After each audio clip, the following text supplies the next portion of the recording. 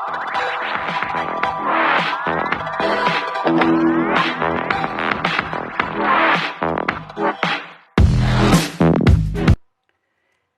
students.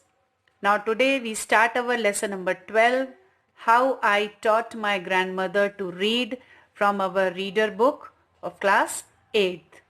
Now before starting the lesson, there are two questions like why should one go to school? School क्यों जाते हैं? And what happens if one remains illiterate? अगर कोई अनपढ़ रह जाए तो क्या होगा? So both the answers we get while reading the lesson. जब हम lesson को पढ़ेंगे उस समय हमें इन दोनों जो questions हैं इनके answer मिलेंगे. So students, first I read the lesson for you.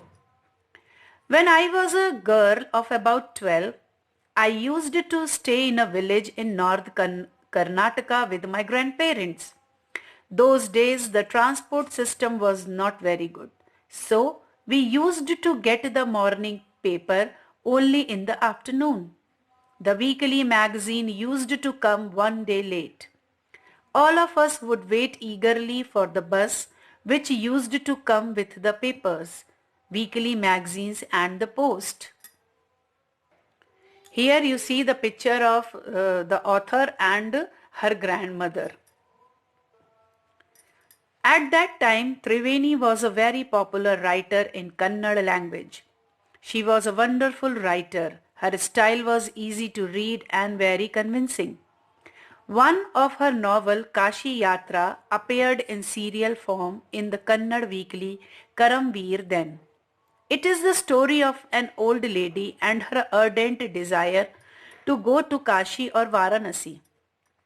Most Hindus believe that going to Kashi and worshipping Lord Vishweshwar is the ultimate punya. This old lady also believed in this, and her struggle to go there is described in the novel.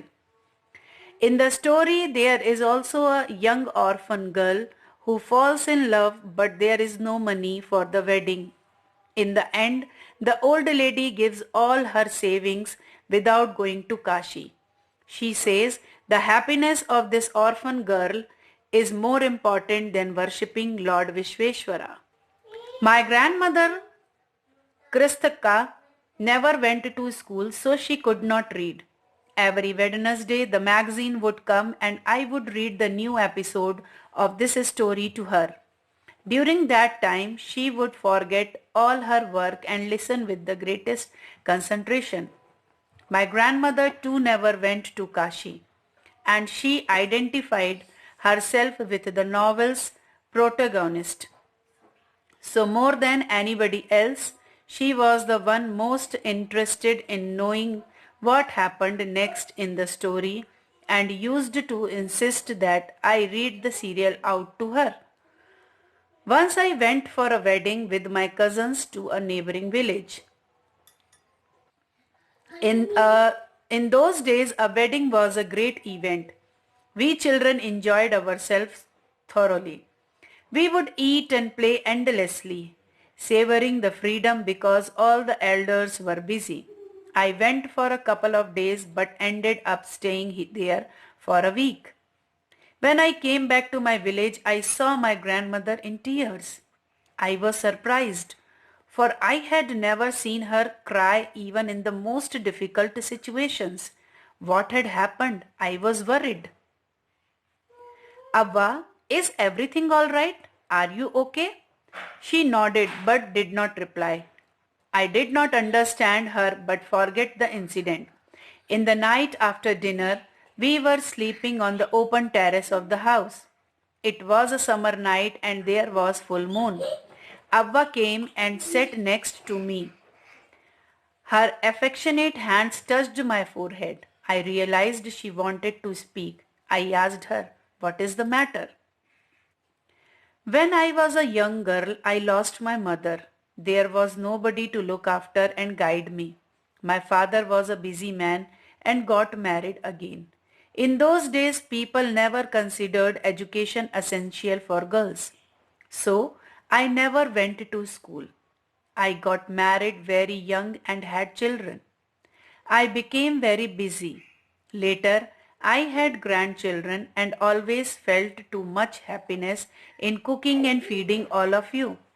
At times, I used to regret not going to school, so I made sure that my children and grandchildren studied well.